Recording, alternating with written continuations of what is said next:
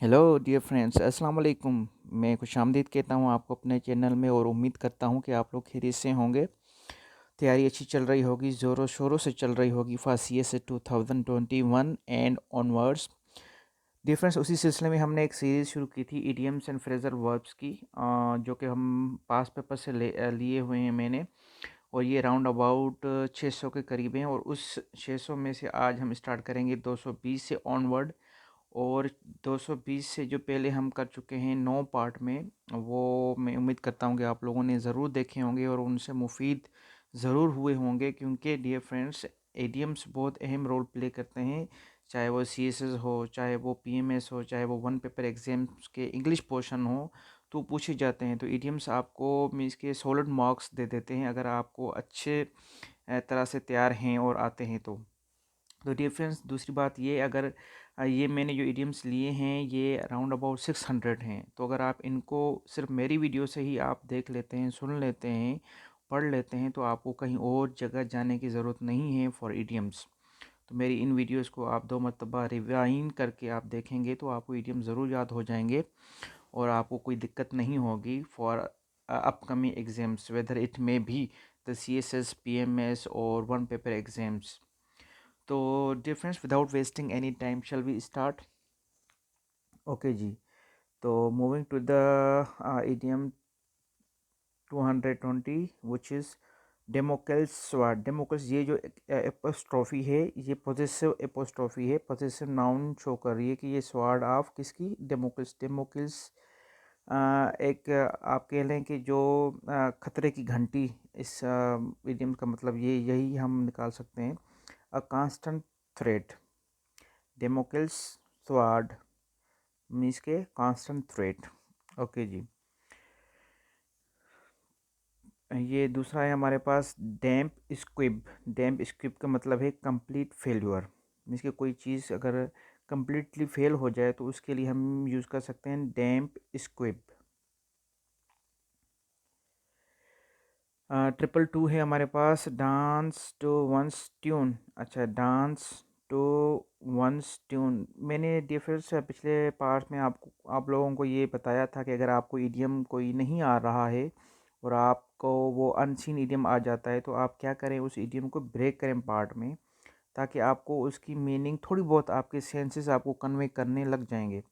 देखिए, डांस का मतलब क्या है, टू वंस का मतलब क्या है, ट्यून का मतलब क्या है कि भाई किसी दूसरे के कहने पे चलना या किसी दूसरे की मीन्स की फजूल बातों पे चलना, हम उसको कह सकते हैं कि भाई dance to one's tune. Obeying one's order, ये भी पॉजिटिवली हम कह सकते हैं, और किसी की फजूल बातों पे अमल करना, ये भी हम नेगेटिवली यूज़ कर सकते हैं, डांस टू वंस ट्यून। तो ये दोनों तरह से यूज़ कर सकते हैं हम, जिसका मतलब है obeying one's order. Dark horse, dark का मतलब हमें पता चल रहा है कि यार कोई ये नेगेटिव चीज़ होगी। हॉर्स का मतलब हमें पता है कि इसका मतलब कि ये इडियम जो सेंस दे रहा है वो नेगेटिव सेंस दे रहा है। ओके जी, इसका मतलब देखते हैं। One who wins unexpectedly, means कि जो कोई अनएक्सपेक्टेडली, जिससे उम्मीद ना की जाए कि ये कोई विन कर सकता है या ये पास कर सकता है, तो वो अगर हो जाए तो उसके लिए हम यूज़ करेंगे डार्क हॉर्स। हमारे पास है 224 डे इन डे आउट। ये भी पास पेपर में पूछा गया है, सीएसएस के पेपर में। आप लोग जब देखेंगे तो याद ज़रूर करेंगे, जिसका मतलब है फॉर इनडेफिनेट नंबर और फॉर इनडेफिनेट टाइम। यहाँ पे टाइम भी हो सकता है, नंबर भी हो सकता है। डे इन डे आउट कि कई मरतबा वो चीज़ बार बार तंग करती है, मीन्स के you are irritating me day in day out. Day dream, day dream भी आपको पता ही है कि इसका मतलब है कि भाई to build the castle in the air, इसका दूसरा आप इडियम कह सकते हैं, जिसका मतलब है to think of pleasant thoughts. Day dream करना, अनरियलिस्टिक होना। डे ड्रीम वही लोग करते हैं जो अनरियलिस्टिक होते हैं। ओके जी। दूसरा है हमारे पास डे लाइट रॉबरी। ये भी पास पेपर में पूछा गया है, सीएसएस के पास पेपर में। आप लोगों को ये मिल जाएगा मेरे ख्याल में, सीएसएस 2011 और परहैप्स 2008 और 7 के राउंड अबाउट पेपर्स में आया हुआ है ये डे लाइट रॉबरी। जिसका मतलब ब्लाटेंटली, ब्लाटेंटली का मतलब है मीन्स के खुल्लम खुल्ला। ओवर चार्जिंग और removing someone's money by foul play. Foul play means के फजूल और धोखेबाजी में से या टू डिसीव समवन के। फाउल प्ले का मतलब है कि भाई गलत अंदाजे गलत तरीके से हासिल करना, खेल खेलना। तो डे लाइट रॉबरी का मतलब है कि भाई ज़्यादा चार्ज कर लेना किसी भी जगह पर, या किसी को ज़्यादा सैलरी दे देना बिना उसके वर्क के, या कोई चीज़ आप कह लें कि टू डिसीव समवन कि किसी को धोखा दे देना, डे लाइट रॉबरी। दूसरा है हमारे पास 227 डी डे का मतलब है अ डे ऑन विच, यहाँ पे ये स्पेलिंग मिस्टेक है, on which something important is planned, यहाँ पे इज़ है, टाइपिंग मिस्टेक है।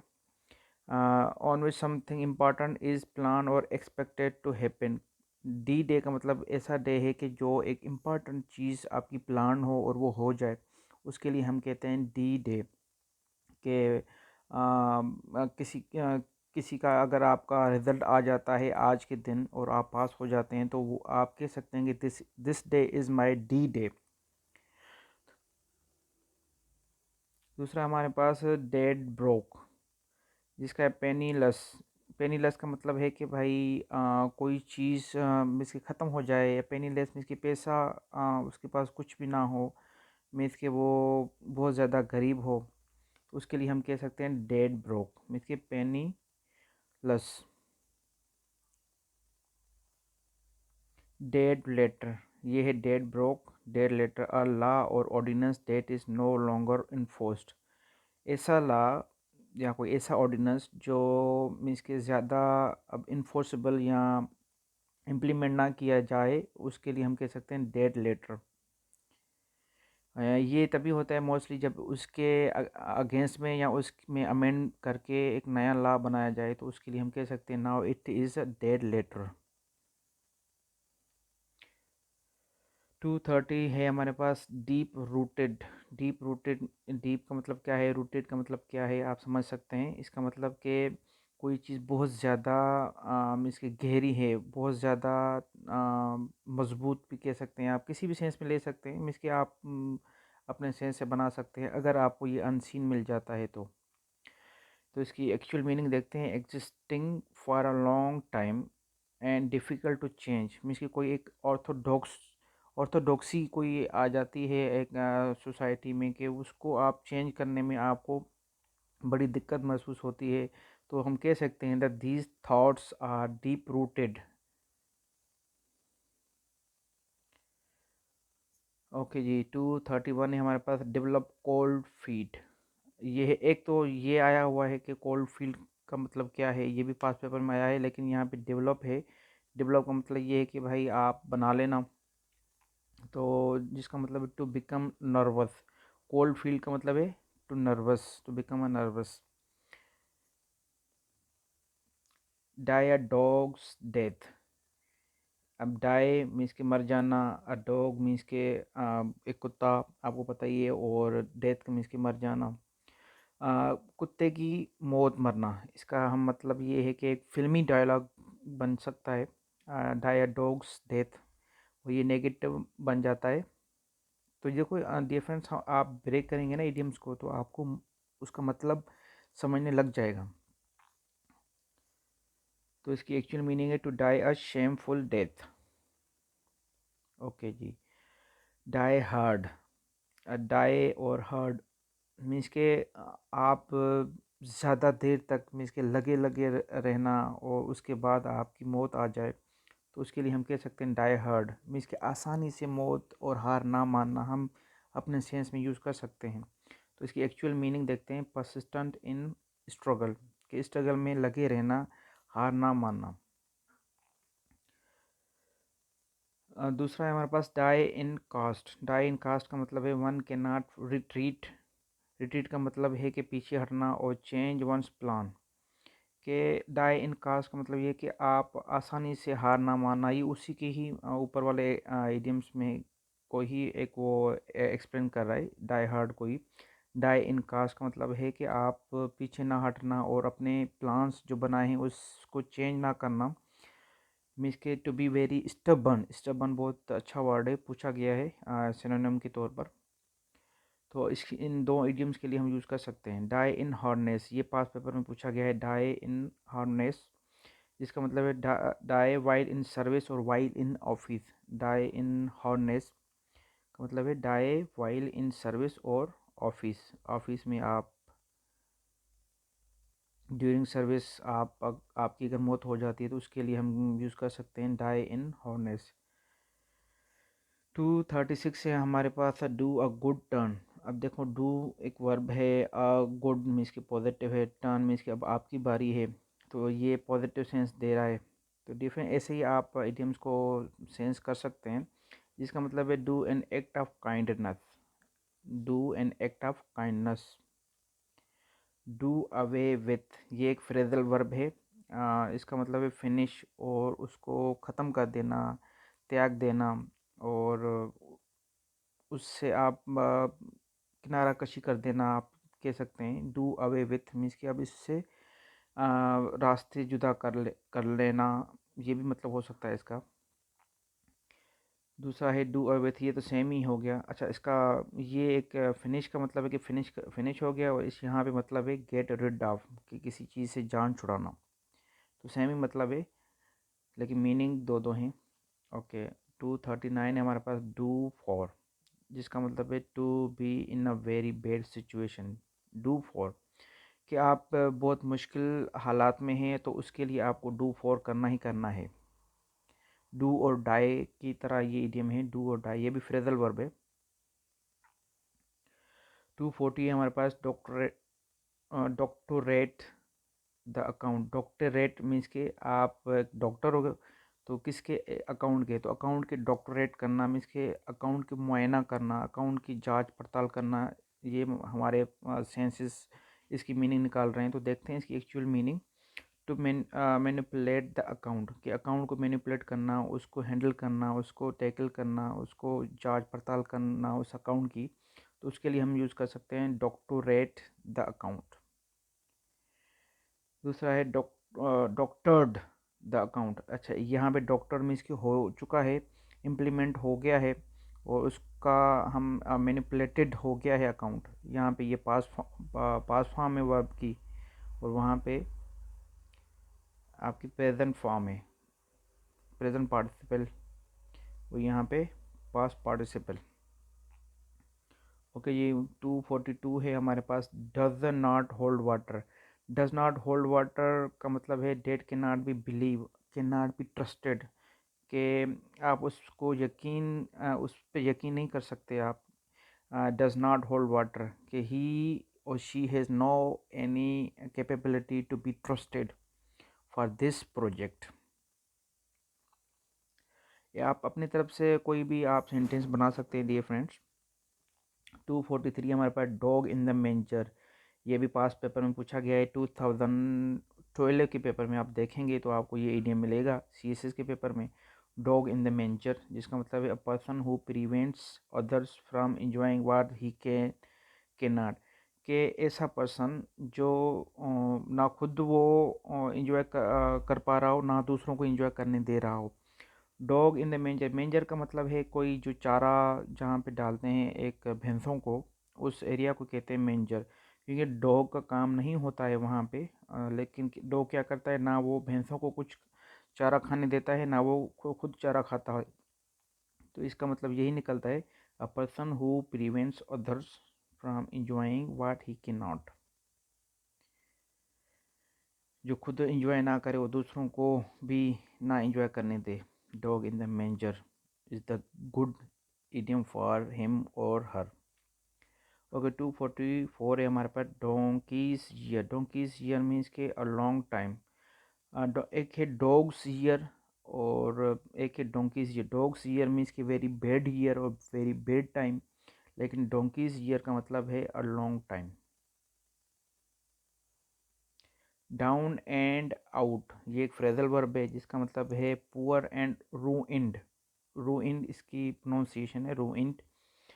डाउन एंड आउट का मतलब है कि पुअर एंड रूइंड। रूइंड का मतलब है मीन्स के डिस्ट्रॉयड, ख़त्म, खस्ता हाली, मीन्स के उसकी पोजीशन हो, उसके लिए हम यूज़ कर सकते हैं। ये रिपीट हो गया है, down and out, poor and ruined. Down the earth, down the earth means के humble, very sensible, realistic person के लिए हम यूज़ कर सकते हैं, you are very down down the earth person, और you have the personality of down the earth, very humble. Okay जी, हम आगे चलते हैं। 248, draw a line. Draw a line से आप अंदाज़ा लगा सकते हैं कि क्या मतलब हो सकता है। सेट अ लिमिट, कि लिमिट सेट करना। Drop like flies, drop like flies, flies क्या है, ड्रॉप क्या है, लाइक क्या है। तो अगर आप ऐसे ब्रेक करेंगे इडियम को, आपको सेंस, आपको मतलब समझाने में आपका मददगार साबित होगा, आपके सेंसेस जो हैं। तो इसका एक्चुअल मतलब देखते हैं। To fall down in large number, कि लार्ज नंबर में फॉल डाउन होना। ड्रॉप लाइक फ्लाई, फ्लाइज और कि जो मधुमक्खियाँ होती हैं या मक्खियाँ होती हैं, वो उन्हीं उस तरह के में कि आपका हमला कर देना, ये भी हम सेंस निकाल सकते हैं। To fall down in large number.